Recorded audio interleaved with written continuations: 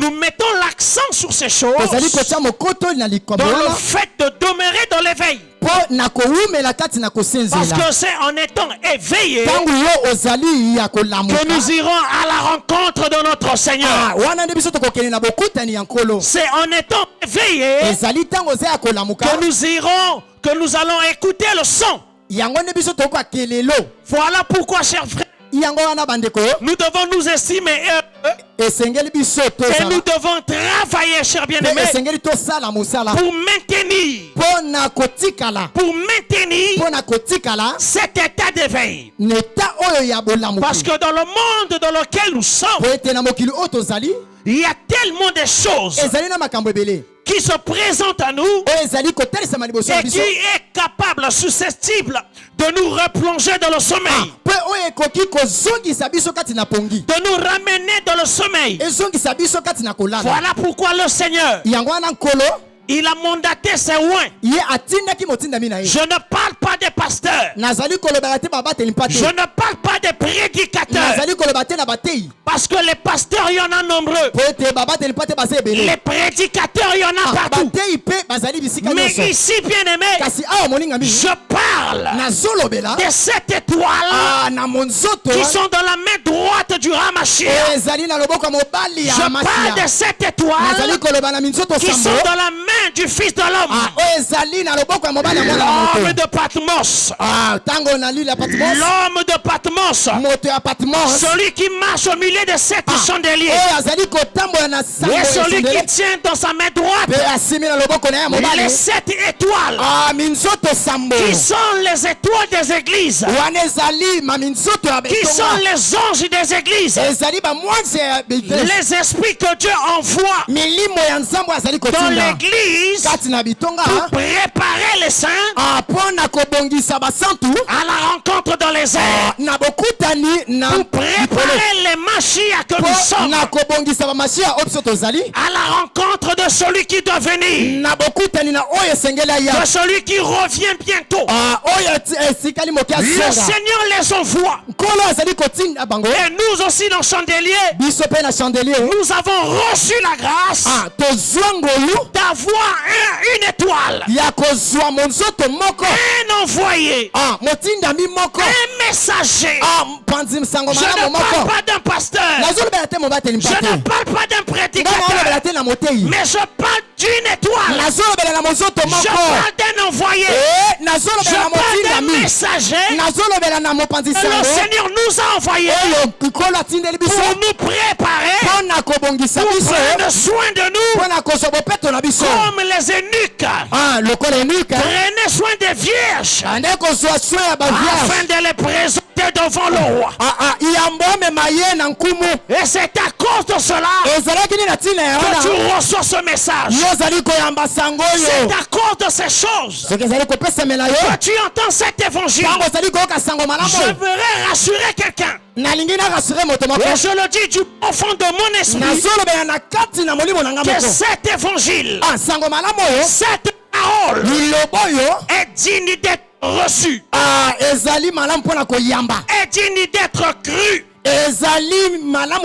Parce que c'est elle qui manifestera la grâce de Dieu, la puissance de Dieu, l'amour de Dieu dans nos vies. Alléluia. Bien-aimé dans le Seigneur, c'est à cause de ces choses que ici l'homme de Dieu, à base de la parole, de l'exhortation de l'apôtre Pierre,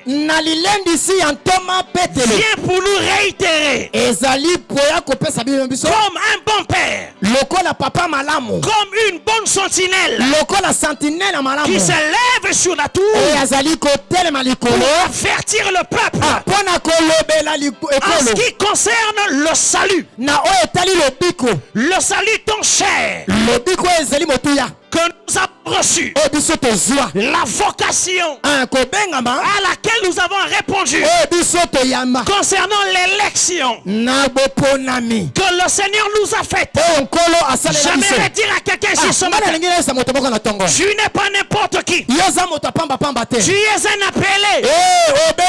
Tu es un élu. Oh, je parle à quelqu'un. Yes. Je dis que tu n'es pas n'importe qui. Tu es un appelé. Et la personne qui t'appelait, ce n'est pas ton père. Ce n'est pas ta mère. Mais celui qui t'appelle, c'est Yahshua Mashiach. C'est le Seigneur des cieux, le maître de la terre. C'est lui qui t'a appelé.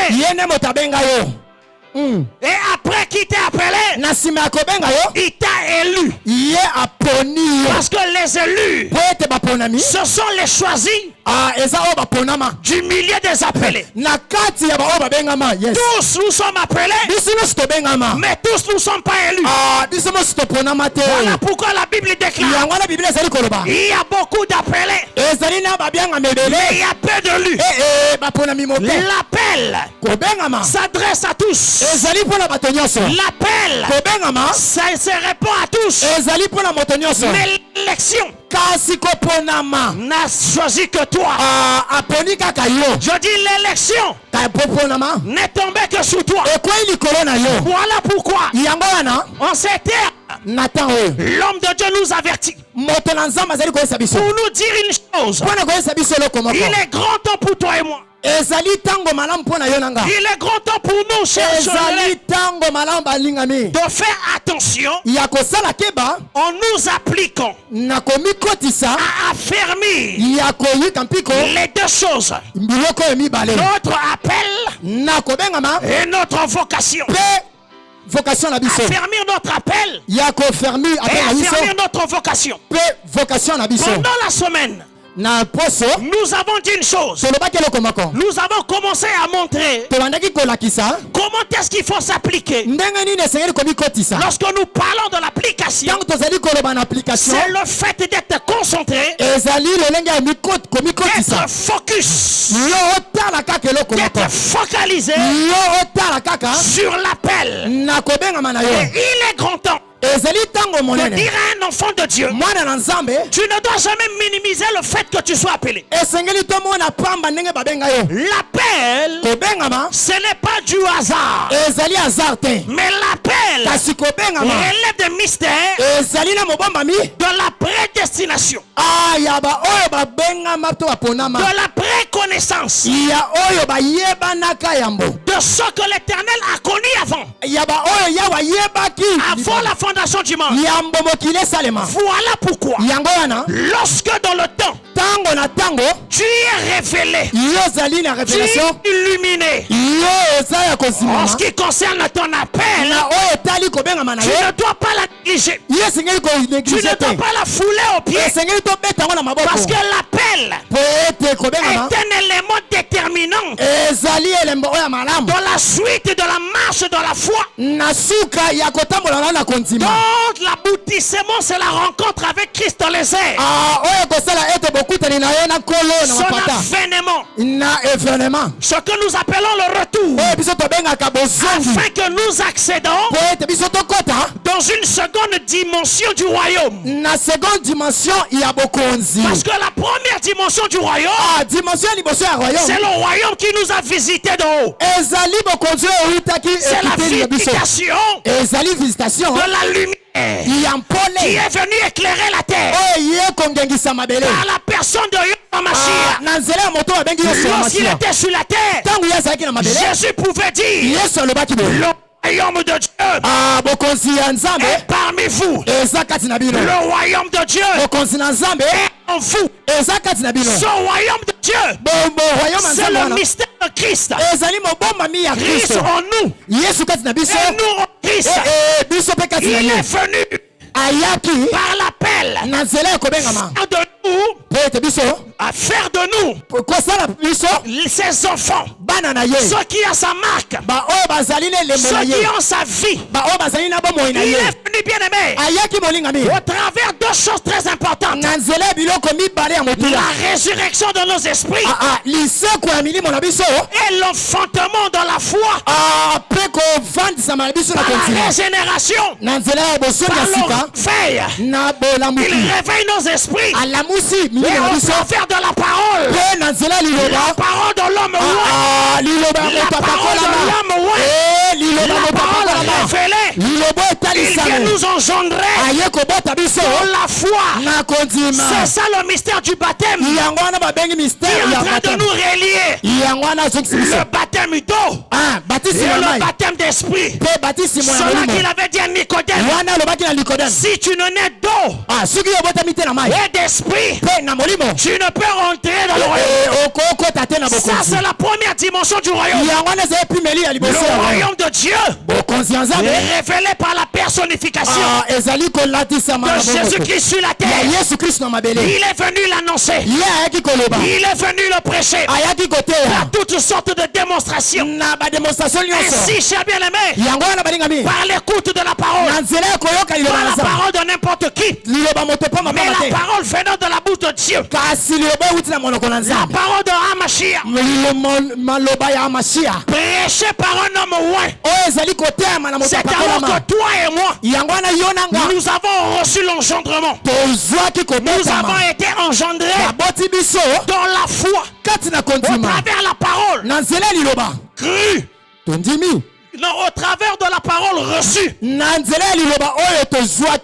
la parole que nous avons crue, nous sommes nés dans la foi. Et le baptême de l'esprit par la Pentecôte descend de nos vies comme l'huile fraîche qui vient sur la tête. En réalité, pour nous vivifier, donner la vie à nos esprits, redonner la vie à nos âmes, donner la vie à nos corps. Je ne parle pas du corps physique, mais là je parle du corps spirituel. Les corps qui étaient éloignés, mais par la Pentecôte, nos corps spirituels ont reçu la rédemption, ont été réanimés. Au point où, bien aimé, celui qui était loin, nous pouvons maintenant nous approcher de lui. Celui qui était séparé de nous a brisé la barrière. Nous pouvons maintenant le voir. Nous pouvons maintenant le contempler tel qu'il est. Nous pouvons maintenant l'adorer. Et nous ne le voyons pas par rapport à notre corps physique, mais nous le voyons par rapport à notre corps spirituel, parce qu'il est esprit. Voilà pourquoi il nous a ramenés aussi en esprit, afin que nous soyons comme lui. Nous pouvions le voir. Quand j'adore, tu peux te dire, c'est une simple formule, mais je sais celui que j'adore. Je connais celui que j'adore. Celui que j'adore, c'est celui-là que Jésus est venu révéler à la femme qui était au puits de Jacob, la femme de Jean 4. Lorsqu'il le disait, vous adorez ce que vous ne connaissez pas. Mais ceux qui passent par ces deux choses, nous n'adorons plus les idoles, nous n'adorons plus les images, mais nous rentrons dans la vérité de l'adoration, qui est l'adoration par notre esprit, pour adorer le grand esprit, pour adorer l'esprit vivifiant, pour adorer celui qui vit éternel, pour adorer l'esprit Yahweh. Lorsque nous l'adorons, il bénit nos vies, il bénit nos esprits. Et si sur la terre, nous sommes des hommes forts, est-ce qu'il y a un amen ce matin? Yes. Est-ce qu'il y a un gloire à Dieu ce matin? Gloire à toi. Est-ce qu'il y a un alléluia ce matin? Alléluia. Si tu l'as dit, gloire à l'agneau. Gloire à l'agneau. Dis gloire à l'agneau. Gloire à l'agneau. Chandelier. Chandelier. Tu es dans la bonne adresse. Maman, tu es dans la bonne adresse. Mon frère, tu es dans la bonne adresse. Maman, mon frère, ici tu es dans la maison du Père. Là où le pain est en abondance.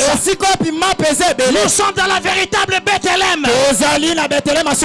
Le pain ne manque pas. Nous avons à manger.